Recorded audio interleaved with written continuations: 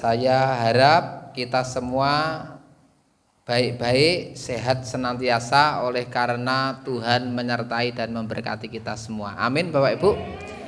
Pada siang hari ini saya akan menyampaikan sabda Tuhan yang saya beri judul dibenarkan oleh darah Yeshua HaMasyiah.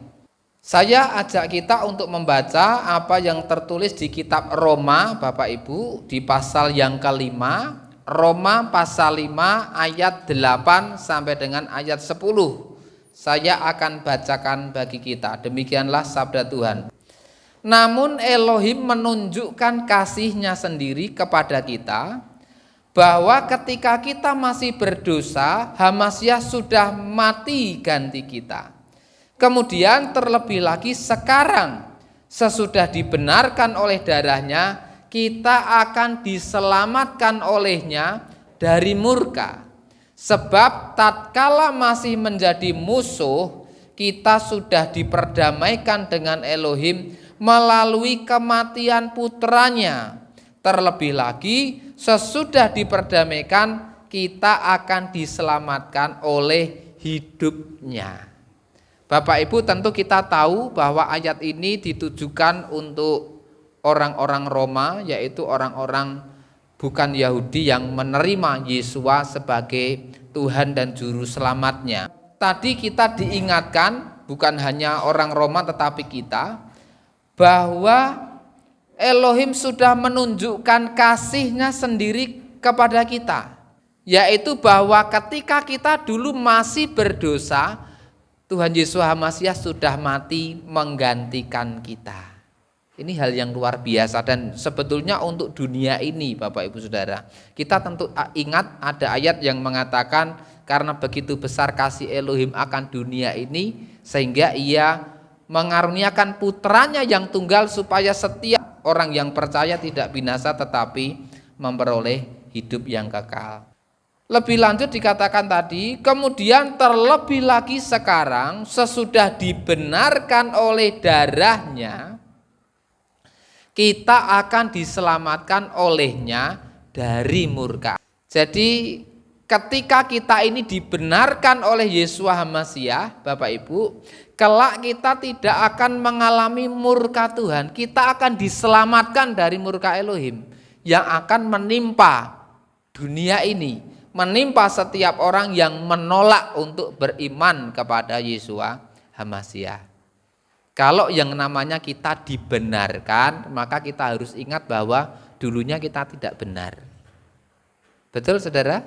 Namanya juga dibenarkan, artinya kita harus senantiasa menyadari bahwa dulu memang kita berdosa. Namun oleh karena pengorbanan darah Yeshua HaMasyiah yang siang hari ini nanti kita akan peringati melalui perjamuan kudus Bapak Ibu, kita harus bersyukur karena kelak kita tidak akan mengalami kemurkaan Tuhan. Oleh karena apa? Kita diperdamaikan dengan Elohim melalui kematian Yeshua HaMasyiah Putra Elohim. Maka Bapak Ibu Saudara yang dikasihi oleh Tuhan, ketika kita ingat bahwa kita ini adalah orang-orang yang sudah dibenarkan oleh atau melalui darah Yeshua HaMasyiah, sejak sekarang ini dan untuk seterusnya kita terus dan tetap harus berusaha untuk menjadi orang yang dibenarkan selalu. Kita harus menyadari bahwa tidak selamanya kita benar, bahwa kita bisa lupa, bahwa kita bisa salah, bahwa kita bisa melanggar titah Tuhan, bahkan kita ini bisa melawan dan berdosa di hadapan Tuhan. Namun ayo kita terus kembali kepada Tuhan, kita mau menjadi orang-orang yang dibenarkan. Melalui apa? Yaitu melalui perubahan hidup kita. Ketika kita menyadari ada hal yang salah, ada hal yang keliru, kita kembali kepada jalan-jalan Tuhan. Bapak Ibu Saudara yang dikasihi oleh Tuhan, orang benar adalah orang yang hidupnya berada di dalam kebenaran sabda Tuhan. Maka mari kita menjadi orang-orang yang ketika mengerti sabda Tuhan, kita lakukan itu. Itu adalah orang benar. Kita bukan hanya mendengar sabda Tuhan, lalu tidak melakukannya, tetapi kita lakukan dan praktekkan dalam kehidupan kita. Orang benar, setiap kita yang diharapkan untuk terus menjadi orang benar adalah orang-orang yang hidupnya itu sesuai dengan kehendak Tuhan dan sesuai dengan kebenarannya Tuhan, bukan kehendak dan kebenaran manusia. Apalagi dunia ini, saudara. Dunia ini menghendaki hidup menurut keinginannya sendiri. Dunia ini menuntut setiap manusia termasuk kita untuk hidup menurut kebenaran dunia dan bukan kebenaran Elohim.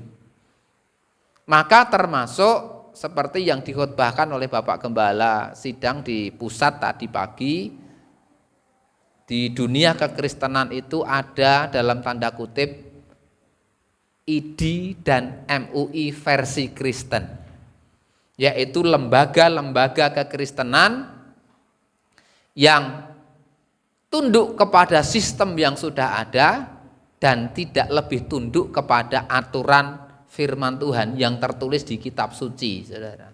Ini sangat disayangkan. Maka Bapak Ibu, kita harus bersyukur ketika memahami salah satu kebenaran, yaitu tentang nama Bapa Yahweh, termasuk juga tentang 7 hari raya yang sudah kita rayakan dan akan terus kita rayakan, karena itu memang suatu kebenaran. Dunia banyak yang belum memahami, orang-orang Kristen bahkan pendeta-pendeta banyak yang menyangkal kebenaran dari nama Bapa Yahweh. Tidak masalah, saudara, kita tetap akan terus berpegang teguh kepada kebenaran dan kehendak Elohim yang sudah dinyatakan di kitab suci. Biar manusia memiliki kehendaknya sendiri, memiliki argumentasinya sendiri-sendiri, tetapi yang kita jadikan dasar untuk kita melangkah dalam kehidupan ini adalah apa yang tertulis di dalam kitab suci kita. Maka teruslah jadi orang benar, Bapak Ibu, sehingga kita ini tetap tabah, kita tetap kuat, walau dianggap nyeleneh, walau dianggap salah, bahkan barangkali kita dianggap sesat oleh orang lain. Ada di antara kita yang pernah dikatai sebagai orang yang sesat, saudara? Halo? Tidak pernah? Oh, pernah. Tetapi yang jelas, apa yang kita sudah pahami, yang kita yakini ini sumbernya adalah kitab suci dan bukan dari terjemahan, tetapi bersumber dari kitab suci berbahasa Ibrani. Maka tetaplah jadi orang benar, saudaraku semua. Walaupun orang-orang lain, walaupun saudara seiman kita yang belum memahami tentang kebenaran yang kita yakini, menganggap kita ini salah, menganggap kita bodoh, menganggap kita ini sesat. Tidak apa-apa. Yang penting kita lebih taat kepada apa yang tertulis di kitab suci. Bapak Ibu Saudara yang dikasihi Tuhan, kita tadi Paulus katakan adalah orang-orang yang dibenarkan oleh darah Yesus Hamasiah, dan saya sudah sampaikan pengertian atau kriteria dari orang yang benar tadi. Maka teruslah hidup di dalam kebenaran, hiduplah menurut kehendak Tuhan, walaupun dunia ini menganggap kita salah dan bahkan sesat, teruslah jadi orang yang benar karena berkat Tuhan ada bagi orang-orang yang benar. Amin, saudara. Saya akan bacakan ayatnya, yaitu di kitab Misle atau Amsal pasal 10 ayat yang ke-6. Ini hal yang pertama yang harus kita yakini dan terus hidupi, bahwa ketika kita menjadi orang yang benar atau dibenarkan oleh Yesus Hamasiah, kita pasti diberkati. Saya akan bacakan Amsal 10 ayat yang ke-6. Berkat ada di atas kepala orang benar, tetapi kekejaman menutupi mulut orang fasik. Sekali lagi di bagian awal tadi atau bagian A, berkat ada di atas kepala orang benar. Artinya kalau kita terus berusaha menjadi orang benar yang mau taat dan tunduk kepada kebenaran sabda Tuhan, hidup kita pasti diberkati. Amin, saudara. Berkat itu ada di atas kepala orang benar. Kalau kita menjadi orang benar, berkat Bapa Yahweh ada di atas kepala kita. Dan berkat itu akan mengalir dalam kehidupan kita.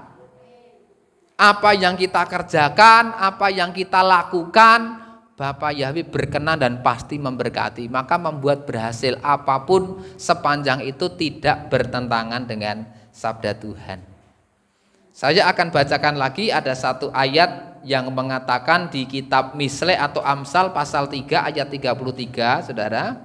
Kutuk Yahweh ada di dalam rumah orang fasik, tetapi dia memberkati kediaman orang benar.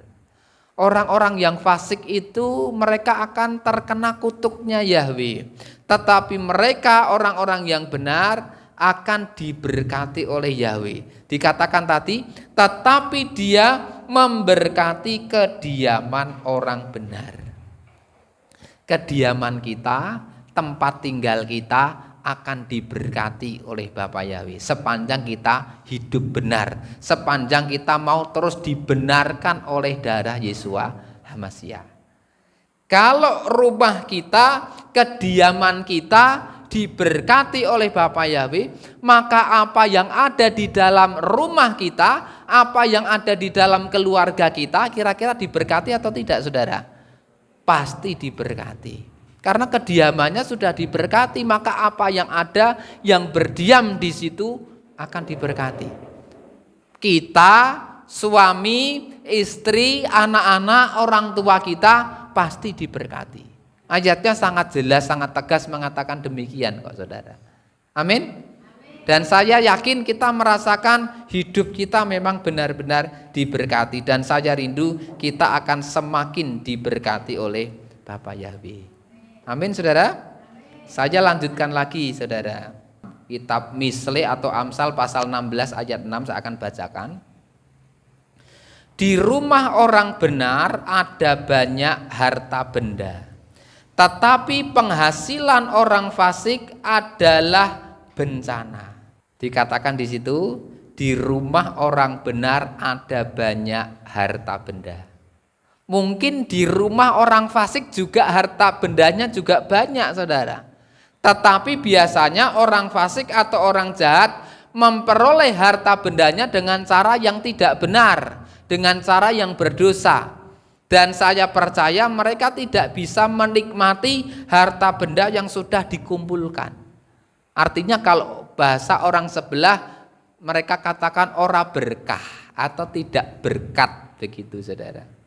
Namun kita sepanjang menjadi orang yang benar dan terus dibenarkan oleh darah Yesua HaMasyiah, rumah kita ini akan banyak harta benda. Dan yang namanya harta benda, saya sangat setuju dengan apa yang Pak Thomas sampaikan, yang ceritakan kepada saya. Harta benda itu bukan hanya berbicara soal uang, soal apa yang bisa kita punya. Itu tidak menjamin kebahagiaan. Memang harta benda bisa menunjang kebahagiaan kita. Kalau kita tidak punya apa-apa juga susah hidupnya, Saudara. Betul, Saudara? Memang seperti itu. Tetapi firman Tuhan janjikan, kalau kita menjadi orang yang benar, rumah kita seharusnya penuh dengan banyak harta benda. Mengapa orang benar memiliki banyak harta benda, Bapak Ibu? Orang fasik bisa juga punya harta benda, tetapi caranya keliru, korupsi, melakukan penipuan dan sebagainya, lalu menjadi rentenir. Tetapi kita bisa melihat satu kenyataan bahwa mereka betul-betul tidak bisa menikmati apa yang sudah dikumpulkan. Mereka sakit, lalu harus berobat, lalu dari harta yang sudah dikumpulkan berupa tanah, rumah dan sebagainya harus dijual untuk berobat.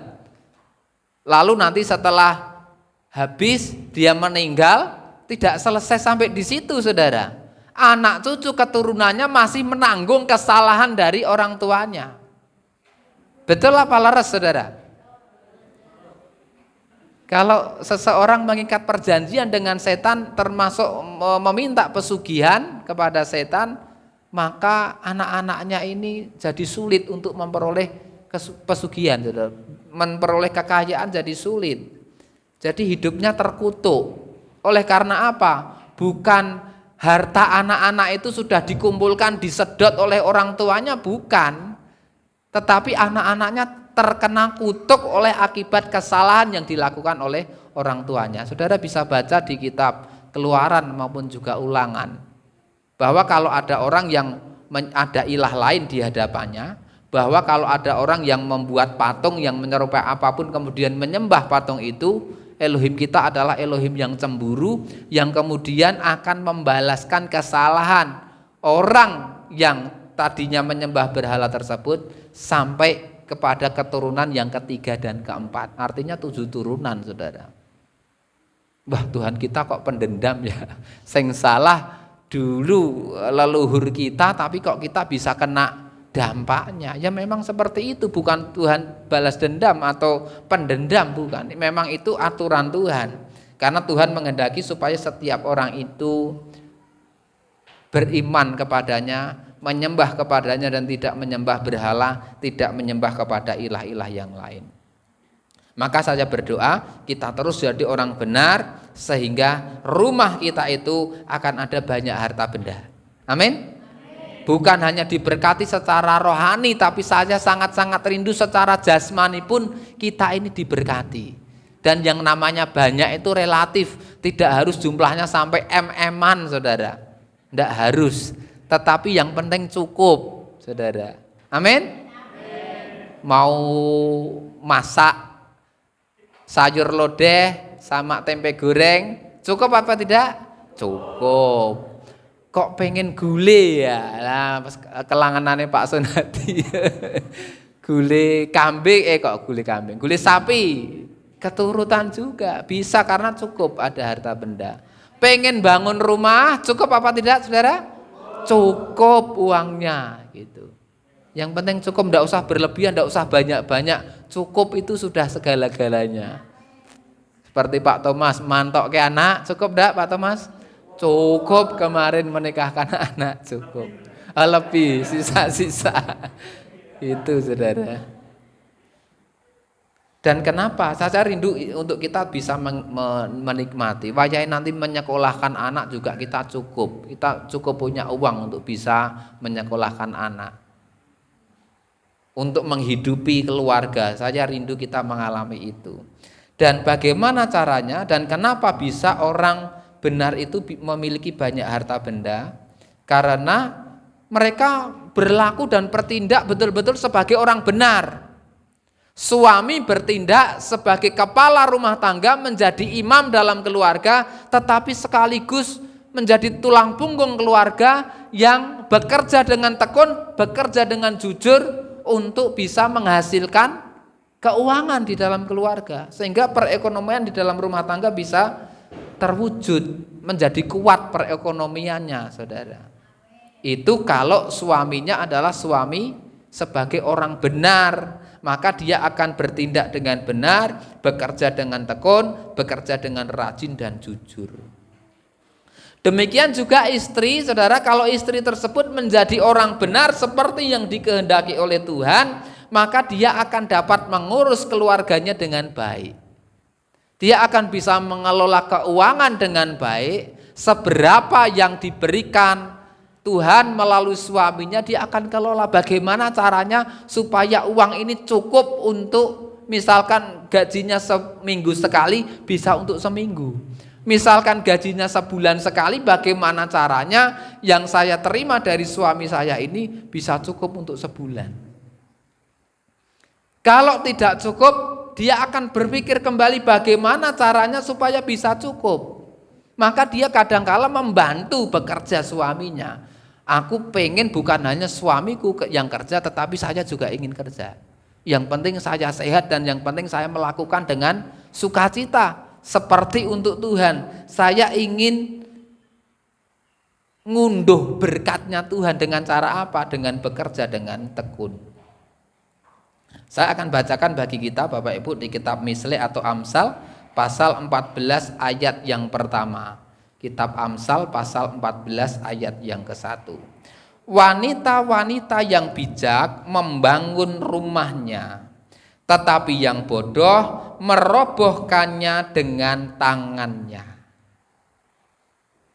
Bagaimana keluarga Kristen, rumah tangga Kristen, dalam hal ini Kristen yang benar, bisa berdiri dengan tegak, rumahnya bisa dibangun dengan baik kalau wanita yang ada di situ menjadi wanita-wanita yang bijak.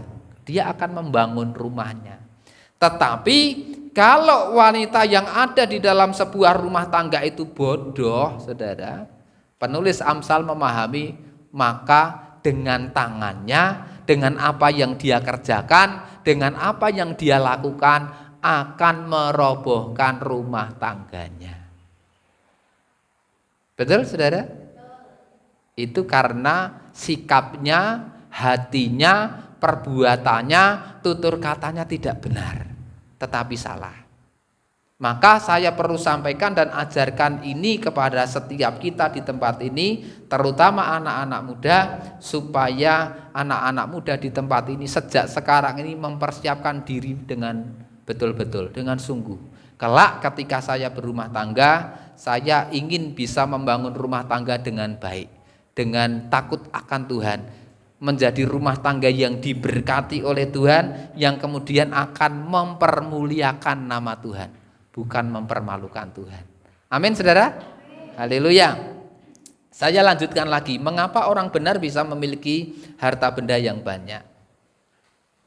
Orang benar itu sesuai dengan kitab suci harus belajar dari semut yang rajin bekerja. Mereka mengumpulkan makanan pada waktu panas, sehingga ketika musim hujan, ketika semut tidak bisa lagi keluar karena nanti ketika kehujanan bisa kebanjiran, bisa Kelly kena air, dia sudah kumpulkan makanan yang banyak. Maka ketika musim hujan, dia punya cadangan makanan yang cukup untuk menghidupi koloni dari semut tersebut. Maka manusia, penulis Amsal katakan perlu belajar dari semut yang mereka ini rajin bekerja. Selagi ada kesempatan untuk bisa kerja, menghasilkan makanan, dia kerja dan menghasilkan makanan. Maka ketika nanti tidak ada kesempatan lagi untuk cari makanan, dia masih punya tabungan makanan yang cukup banyak, yang melimpah, yang sudah disimpan pada musim panas tadi, saudara. Maka di musim hujan mereka tetap akan hangat, mereka tetap akan bisa hidup. Maka saudara, kuncinya setelah kita mengalami atau dibenarkan menjadi orang benar, saya rindu kita bisa dipenuhi rumahnya dengan harta benda yang banyak, maka kita perlu belajar dari semut. Selagi kita bisa punya kesempatan untuk bisa menghasilkan uang, menghasilkan berkat, mencari makanan dan kebutuhan-kebutuhan yang lain, bekerjalah. Jangan menjadi, saya percaya di sini tidak ada banyak orang di luar sana yang malas kerja. Jadi mentalnya mereka ini, siapa yang bisa saya mintain tolong, siapa yang bisa memberi saya sesuatu. Diberi sesuatu itu memang enak dan nyenengke, saudara, karena kita tidak perlu kangelan, tetapi tiba-tiba diberi sesuatu. Tetapi tidak ada rumusnya. Orang yang malas, orang yang tidak mau bekerja akan dipenuhi dengan harta benda. Pepatah Jawa katakan, nek pengen kemplamet tangane kudu kemplawe. Apa Pak? Lah, gelem kemplawe mesti kemplamet. Kalau tangannya ini mau kemplawe, mau bekerja, mau melakukan sesuatu, mulutnya pasti kemplamet, artinya bisa makan sesuatu dari apa yang sudah dikerjakan tangannya tadi. Tapi kalau tidak, ya kemplametnya bukan karena makanan, saudara. Kemplametnya itu karena ngiler. Ngeces, karena lihat saudaranya yang lain bisa makan enak, kita hanya ngiler, ngeces, kemplamet. Cuma gitu-gitu saja, tetapi tidak bisa menikmati, saudara. Maka kerja. Dan Paulus katakan di 2 Tesalonika pasal 3 ayat 10 sampai dengan 12, waktu itu ada orang-orang Kristen yang merasa dan yakin bahwa Tuhan Yesus segera datang. Tuhan Yesus akan segera datang. Karena itu kita tidak usah kerja, tidak apa-apa. Ngapain kita ngumpulkan uang? Kita bekerja, toh Tuhan Yesus segera datang. Itu alasan sebetulnya, saudara. Mereka orang-orang yang malas sebetulnya, tidak mau kerja, tapi alasannya Tuhan segera datang. Tuhan Yesus sudah katakan jangan kumpulkan harta di dunia, kumpulkan harta di surga. Ya sudah, saya tidak usah nyambut gawe, saya tak ndonga terus. Saudara, ini konyol ini, saudara. Ya kaliren yang ada, kelaparan yang ada, saudara. Malas, dan ini jadi beban untuk jemaat yang lain, jadi beban buat gereja. Paulus katakan dengan tegas, kalau seseorang ada di antara mereka yang tidak mau bekerja, janganlah ia makan. Kalau kamu tidak mau kerja, tidak usah makan, poso terus sampai sak kuatmu gitu, sampai sak matimu, maaf kata. Lah kalau orang tidak makan kan pasti mati, saudara. Artinya apa? Kamu kan butuh makan, maka kalau kamu pengen makan, ya kamu harus kerja. Ini Paulus sangat keras ngomong begitu, saudara. Artinya orang benar itu, kenapa dia memiliki harta benda yang banyak, rumahnya penuh dengan makanan, karena dia rajin bekerja. Amin, saudara. Saya mencontoh itu, saya tidak mau berdiam diri, saya tidak mau hanya berdoa mengharapkan pertolongan dan pemeliharaan Tuhan, apalagi kok sampai mengharapkan pemberian dari orang lain, dari manusia. Saya tidak mau, saudara. Saya tidak mau berpangku tangan, saya hanya duduk diam berdoa, tidak mau. Dan cukup beriman tidak bisa, saudara. Karena firman Tuhan katakan iman itu harus disertai dengan perbuatan. Iman tanpa perbuatan pada dasarnya adalah mati. Kalau kita beriman, memiliki berkat yang banyak, punya cukup makanan, kebutuhan-kebutuhan yang lain, tindakan kita adalah harus meraih berkat itu. Harus bekerja. Amin, saudara. Maka saya tidak malu ketika harus jualan ikan. Kemarin saya jualan ke tempat Pak Thomas, main ke sana, ditanya, Mas Pak Irawan malu tidak jualan ikan? Oh tidak Pak Thomas. Kalau saya malu, saya tidak jualan ikan, saya bilang gitu. Dan bahkan saya sampaikan kepada Yosia, kepada anak-anak, supaya mereka tidak malu ketika bekerja, ketika berusaha. Saya tanamkan, saya mau sampaikan lagi kepada kita, entah sudah pernah saya sampaikan atau belum di tempat ini. Yosia, malulah kalau kamu itu sampai mengambil haknya orang lain, sampai bukan miliknya, mengingini lalu ingin mendapatkannya dengan cara yang tidak benar. Artinya ngambil, itu kamu harus malu. Artinya adalah kamu tidak boleh ngambil punyanya orang. Malulah kalau ngambil dan mengingini kepunyaan orang lain, itu harus malu. Kalau jualan ikan mengingini kepunyaan orang lain enggak, saudara? Tidak, maka enggak perlu malu. Yang kedua, malulah kamu kalau menjadi pengemis. Malulah kamu kalau minta-minta kepada orang lain. Malu itu harus. Kalau jualan ikan, kita sedang berusaha untuk meraih berkat Tuhan. Jadi tidak perlu malu. Dan saya berdoa orang tua saya, nenek saya, kerabat saya tidak malu. Amin, saudara. Jemaat di sini malu enggak saya jualan ikan, saudara? Jangan malu, saudara, karena kalau Paulus usaha tenda, dia jualan tenda, dia bikin tenda, dia kulaan benang, terus kemudian apa itu kain-kain dan sebagainya, dijual. Dia pengusaha tenda, saya mau jadi pengusaha ikan dan lain-lain. Tidak apa-apa, saudara. Karena apa? Saya rindu supaya tidak jadi beban untuk jemaat, dan saya rindu bisa diberkati secara finansial. Syukur-syukur bisa jadi berkat untuk orang lain. Itu kerinduan saya untuk pekerjaan Tuhan. Nah kalau kita rindu jadi berkat, nek ndak punya berkat lu sing berkat ke opo gitu kan, ndak bisa, saudara. Betul ya? Kita ingin memberkati kok kita sendiri tidak punya berkat, ya tidak bisa. Makanya kita harus kemplawe, tangannya harus kerja. Maka malam-malam kadang wis ngantuk, wis kesel, grimis-grimis. Mau kemana Pak Ir? Siap-siap mau ke sawah cari berkat, cari ikan kotes.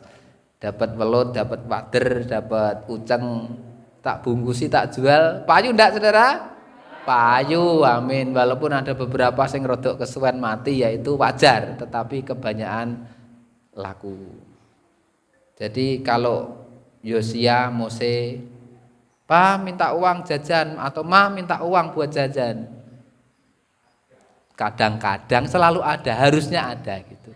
Pernah ada satu saat di mana enggak punya sama sekali gitu. Jadi harus diberi pengertian gitu. Ini tak kasih tahu yuk, enggak ada orang saudara masuk ke kamar. Kalau kamu pengen jajan, kita doa supaya Tuhan berkati kita. Gitu. Berdoa supaya dapat berkat, supaya bisa jajan.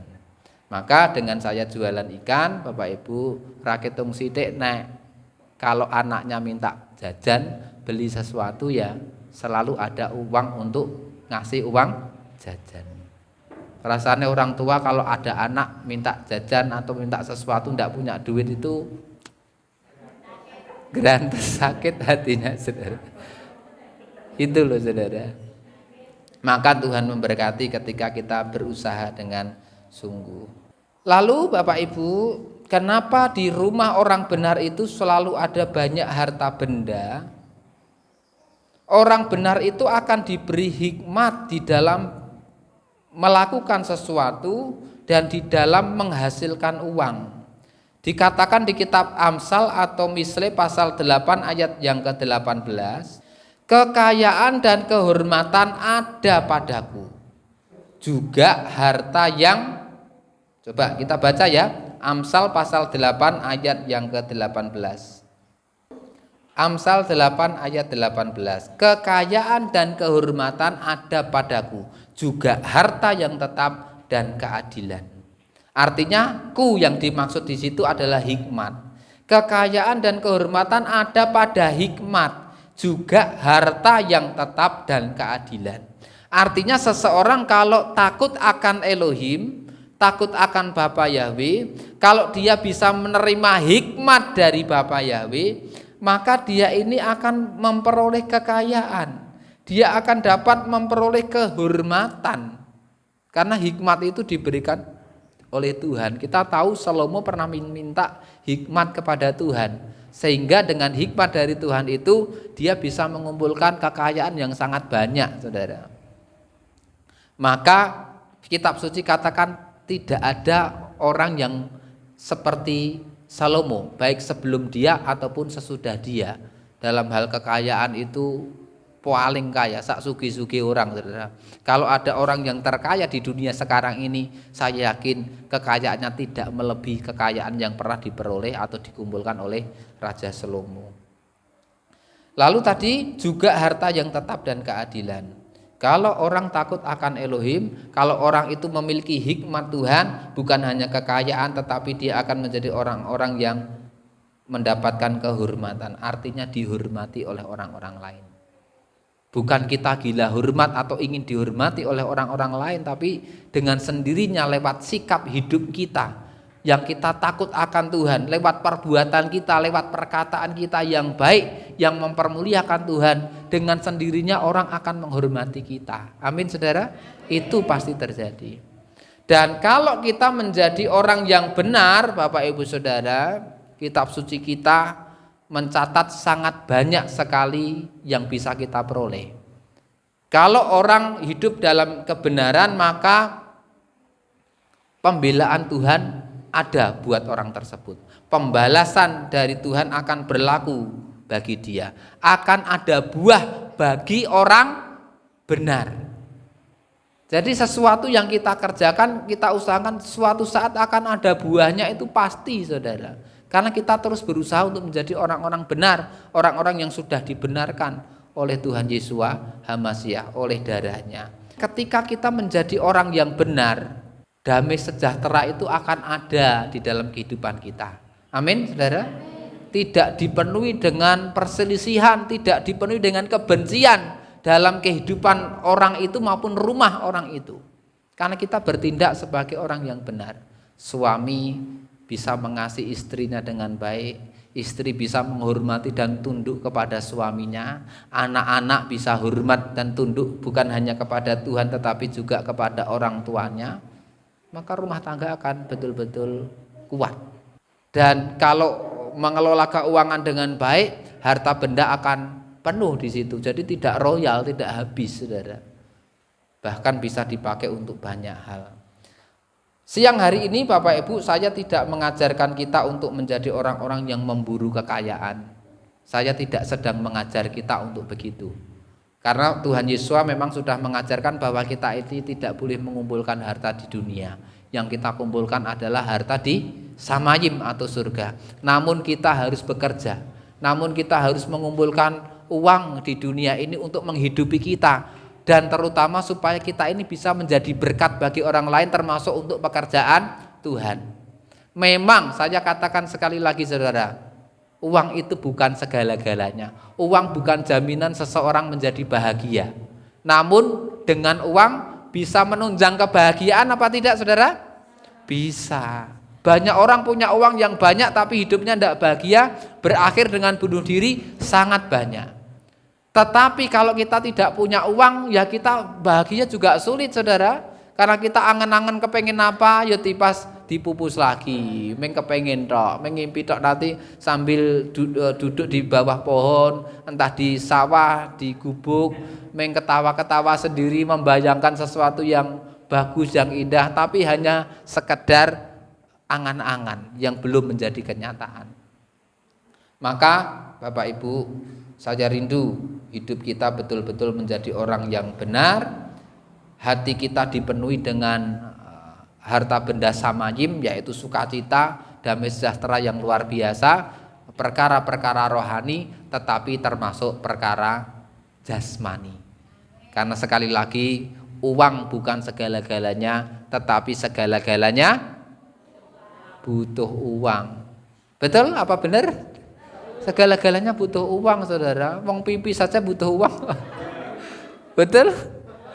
Lo coba ke toilet umum itu butuh uang 2.000. Ada yang 4.000 saudara. Ngerjakan tugas pakai internet butuh uang. Beli paket internet butuh uang saudara. Mau makan juga butuh uang, minum butuh uang, semua butuh uang. Beli drum, kita tidak punya drum ya butuh uang, betul? Kalau kita pengen punya tanah untuk dijadikan meluaskan gereja atau mungkin pekerjaan Tuhan atau untuk pribadi juga butuh uang. Uang tidak boleh menjadi tujuan utama hidup kita, tetapi uang boleh kita cari dengan takut akan Tuhan supaya kita memperoleh kemakmuran di dunia ini, supaya utamanya kita jadi contoh bagi orang lain supaya mereka juga bisa menikmati hidup yang bahagia. Syukur-syukur terutama kita hidupnya jadi berkat untuk orang lain yang membutuhkan. Amin saudara. Demikianlah apa yang saya sampaikan, kiranya memberkati kita semua pada siang hari ini. Yang saya ajarkan intinya adalah ingat, melalui perjamuan kudus siang hari ini kita adalah orang-orang yang dibenarkan melalui darah Yeshua HaMashiach. Kita diperdamaikan dengan Bapa Yahweh Elohim melalui pengorbanan dan kematian Yeshua HaMashiach putranya. Maka jadilah kita berusahalah terus untuk menjadi orang benar yang hidup sesuai dengan kebenaran sabda Tuhan. Jangan melenceng dari apa yang Tuhan kehendaki. Jangan melenceng dari apa yang sudah tertulis di kitab suci kita.